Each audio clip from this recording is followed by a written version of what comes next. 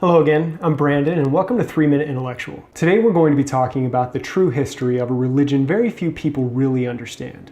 Start the clock. Voodoo for most people is dolls, hexes, and zombies. Trinkets sold in tourist shops along Bourbon Street in New Orleans or characters in movies. I think most of us realize that this commercialized version of voodoo isn't entirely grounded in fact. But what you may not realize is that voodoo isn't just some hobby that's practiced in basements between Dungeons and Dragons meetups. Voodoo remains a vibrant religion and culture practiced by millions of people all over the world to this very day. What we know as voodoo traces its roots to the western shores of Africa, in what is now the countries of Benin, Togo, and parts of Nigeria and Ghana. For hundreds of years, the Fon, Ewe, Yoruba, and several other ethnic groups in the region have practiced Vodun, a word meaning spirit or god in the Fon and Ewe languages. Followers of Vodun believe in an endless pantheon of gods and spirits, from a great creator all the way down to the spirits of dead ancestors. Famous anthropologist Wade Davis, likely the Western world's foremost expert on voodoo, describes the essence of voodoo as a dynamic relationship between the living and the dead. The living become the dead become spirits, and the spirits are multiple expressions of God. But as the living must serve the spirits must also serve the living. In order to invoke the help of these spirits, believers offer sacrifices and gifts,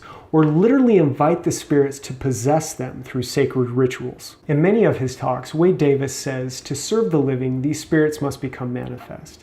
And to become manifest, they must respond to the rhythm of the drum and the power of the chant, and come back from the invisible world to momentarily displace the soul of the living.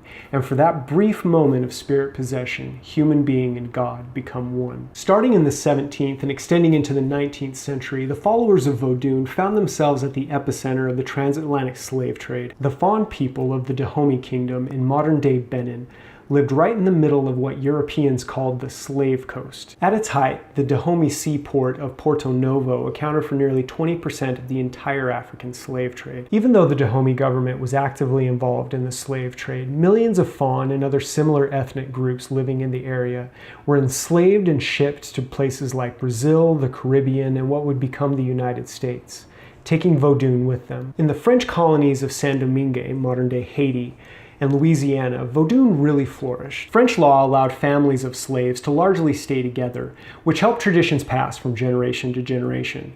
And the beliefs of the predominantly Catholic French, like intercessory prayer and their multitude of saints, fit well with the Africans' traditional beliefs. As time passed, Vodun took on more and more characteristics of the places where these people were enslaved, and mixed with the various religious beliefs of people being forcibly shipped to the New World from all over the African continent. Vodun is still a thriving religion practiced by millions of people in West Africa to this day, and millions more faithfully follow voodoo in all its various forms all over the world.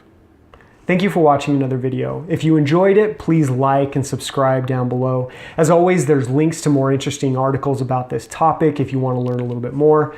Hopefully you learned a little bit today. Now go learn a lot.